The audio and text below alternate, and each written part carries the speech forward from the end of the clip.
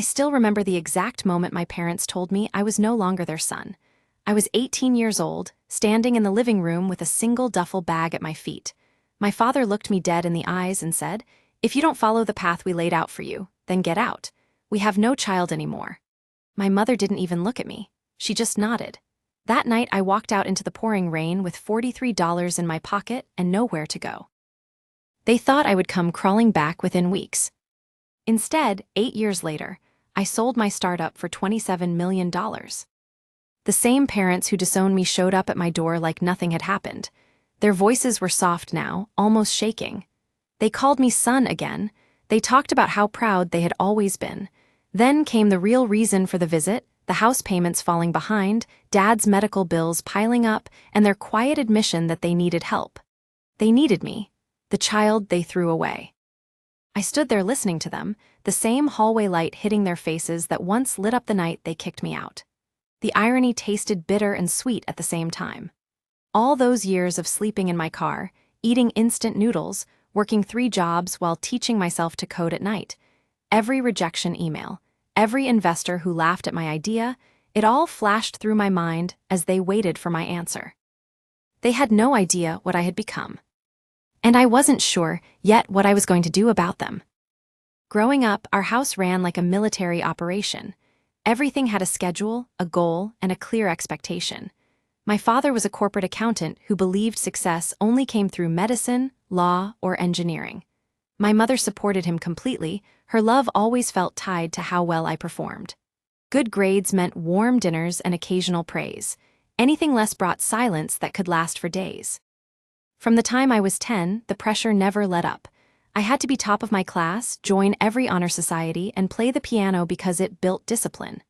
When I told them I wanted to draw or tinker with computers, they shut it down immediately. "That's a hobby, not a future," my father would say. My mother would add, "We sacrificed everything for you. Don't throw it away on silly dreams." Love in our family was conditional. I learned that early. If I followed their script, I was their pride and joy. The moment I showed any independence, the warmth disappeared. I remember coming home with a B+ in math once. My father stared at the report card like I had failed the entire family. That night, they made me study until 2 a.m. while reminding me how ungrateful I was. They controlled who I could be friends with, what I wore, even the books I read. Any interest in business or technology was dismissed as unrealistic. "Real men get stable jobs with pensions," my dad drilled into me. I started hiding my coding books under my bed and taught myself programming late at night after they went to sleep. By the time I turned 16, the gap between who they wanted me to be and who I actually was had grown into a canyon. I knew deep down that pleasing them would cost me my entire life, but I still hoped they might change. I still wanted their approval, even as I began planning my escape. The final fight exploded on my 18th birthday. I had just received my high school diploma and told them I wasn't going to the pre-med program they had chosen for me. Instead, I planned to move to the city, work, and teach myself to build software. The silence that followed was heavier than any yelling I had ever heard. My father stood up from the dinner table, face turning red. "After everything we've done for you, all the sacrifices, you're choosing to be a failure." My mother started crying, but not for me. She cried because of how I was embarrassing the family. I tried to stay calm and explain that I had already been accepted into a coding boot camp and lined up a part-time job. That's when my father slammed his hand on the table and said the words I'll never forget. "If you walk out that door with this stupid idea, don't ever come back. You are no longer our son. We have no child." My mother didn't argue with him. She just looked at me with cold disappointment and added, "You've made your choice. Now live with it." I stood there stunned for a few seconds, then went to my room and started throwing clothes into the old duffel bag. My hands were shaking. I took my laptop, a few notebooks, and the hidden savings I had scraped together from tutoring, exactly $43. When I walked back downstairs, neither of them stopped me. No hug, no final words, just the sound of the front door closing behind me. It was raining hard that night. I stood on the sidewalk with water soaking through my shoes, looking back at the house where I had grown up. My chest felt tight with betrayal, anger, and a strange, terrifying sense of freedom all at once. I had no plan beyond the next bus ride, no safety net, no family. I started walking anyway. The first night I slept on a bench at the bus station. The rain had stopped, but the cold had settled deep into my bones. By morning I was starving, so I spent $8 on a loaf of bread and a bottle of water that had to last me 2 days. I had no idea where to go, so I took the cheapest bus to the city and started looking for anything that paid cash. For the next few months, I bounced between couch surfing at distant acquaintances, places, and renting a tiny room in a rundown boarding house for $200 a month. The walls were paper-thin, and the shared bathroom was disgusting, but it was better than the street. I worked 2 jobs days at a warehouse loading boxes and nights washing dishes at a cheap diner.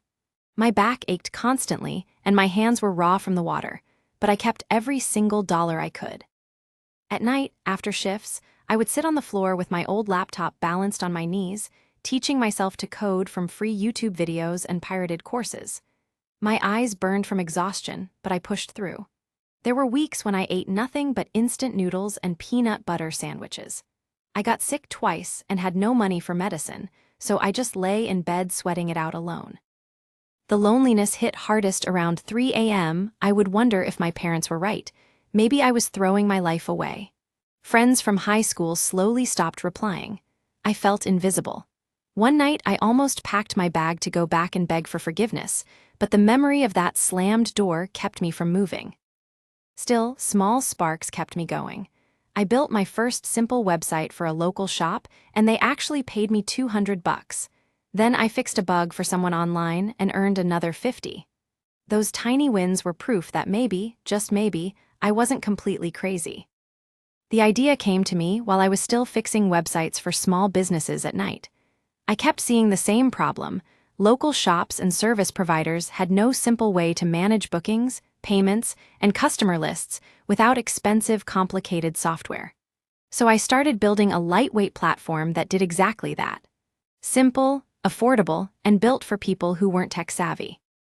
I worked on it every single free hour. After 12-hour shifts, I would code until sunrise, sleep for 3 hours, then do it all over again. My tiny room became a war zone of empty coffee cups and sticky notes. I ate cheap meals and skipped social life completely. Every extra dollar went into server costs and basic design tools. There were months when I nearly ran out of money and had to choose between paying rent or keeping the servers online. The first version was rough. I launched it quietly and got my first paying customer, a small gym owner who paid $29 a month. That small payment felt bigger than anything I had ever earned. Slowly, more users trickled in through word of mouth. I remember staying up for 48 hours straight fixing crashes when 20 people signed up in one day. Rejections came constantly. I reached out to dozens of investors and got laughed out of meetings. One told me the market was too crowded and I had no experience. I pivoted the product 3 times based on real user feedback, each time throwing away weeks of work. Hiring my first developer was terrifying. I had to stretch every penny to pay him, but having another person believe in the vision kept me going. There were nights I doubted everything, but the memory of being kicked out kept me pushing. Every line of code felt like revenge served cold. The company grew from a solo project in a rundown room to a small team operating out of a cheap shared office. Users were increasing fast, and for the first time, I started believing this could actually work. One random Tuesday morning, I received an email that changed everything. A major player in the industry wanted to acquire us. At first I thought it was a joke, but after weeks of intense negotiations, due diligence, and late-night calls, we closed the deal. My startup sold for $27 million. After taxes and investor shares, I personally walked away with just over $14 million in my account. The moment the wire hit, I sat in my cheap apartment staring at the banking app in complete disbelief. My hands wouldn't stop shaking. I had spent years grinding in silence, and suddenly the number was real.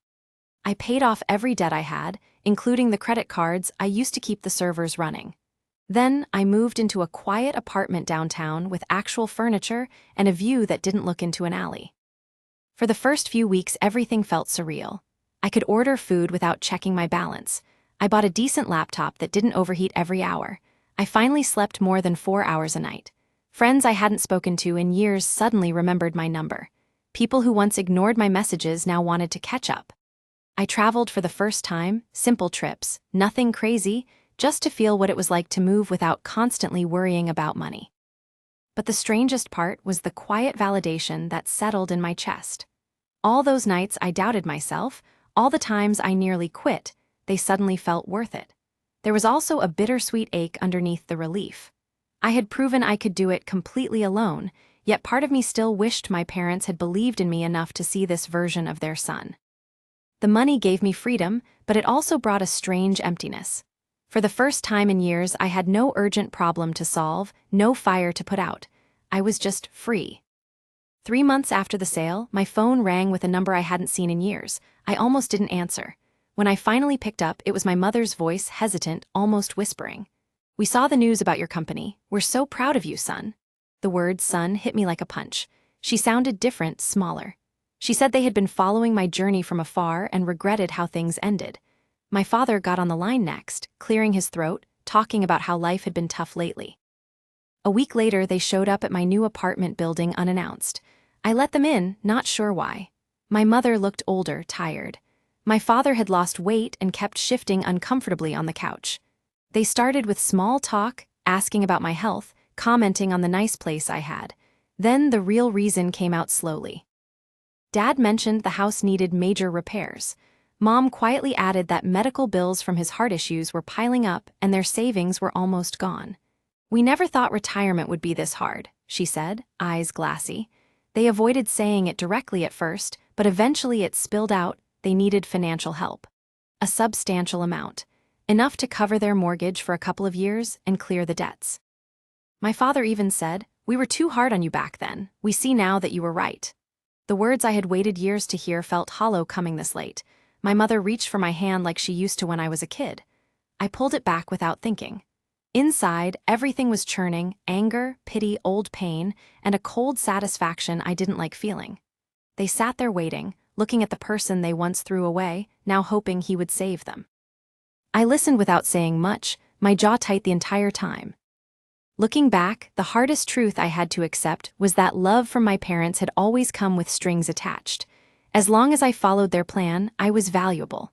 The moment I chose my own path, I became disposable. That realization hurt for a long time, but it also set me free. I stopped tying my worth to their approval and started building it from within. The years of struggle taught me that resilience isn't loud or glamorous. It's waking up broke and exhausted, yet still opening your laptop to code another line. It's choosing to keep going when every voice, including the one in your head, tells you to quit.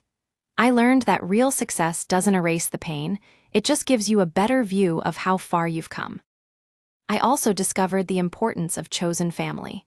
The few friends who stuck around during the hard times, the mentors who gave advice without expecting anything back, and even the online strangers who encouraged my early projects, they became my real support system. Blood may be thicker than water, but loyalty and respect proved far more important. Most of all, I learned that no one is entitled to your success. Not family, not friends, not anyone. The money, the freedom, the opportunities I earned belonged to me because I paid for them with sleepless nights and lonely days. Protecting that peace became non-negotiable.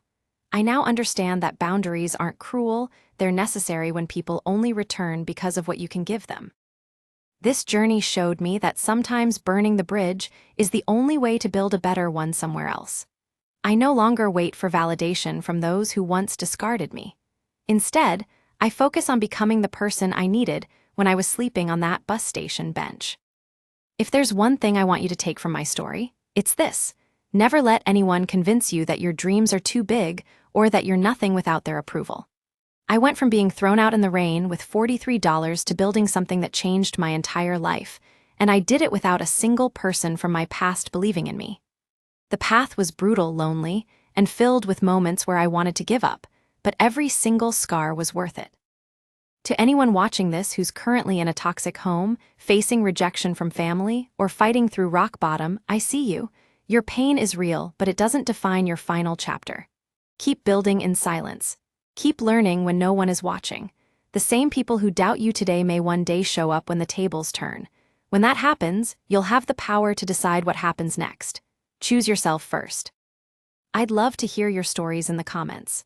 Have your parents or family ever turned their back on you and later tried to come back into your life? How did you handle it? Did you rebuild, set boundaries, or walk away completely? Share below. Your experience might give someone else the strength they need right now. If this story resonated with you, hit the like button and subscribe for more real stories about overcoming betrayal, building from nothing, and creating your own destiny. Turn on notifications so you don't miss the next one. You've got more power inside you than they ever wanted you to discover. Start using it today. That's my story, from being disowned at 18 with nothing but a duffel bag and shattered trust, to selling my startup for millions while the same parents who threw me out came back asking for help. Life has a way of flipping the script when you refuse to stay down. I'm not saying the pain disappears. The memories still sting sometimes. But I've learned that your worth isn't decided by the people who raised you, it's built by the person you choose to become when no one believes in you.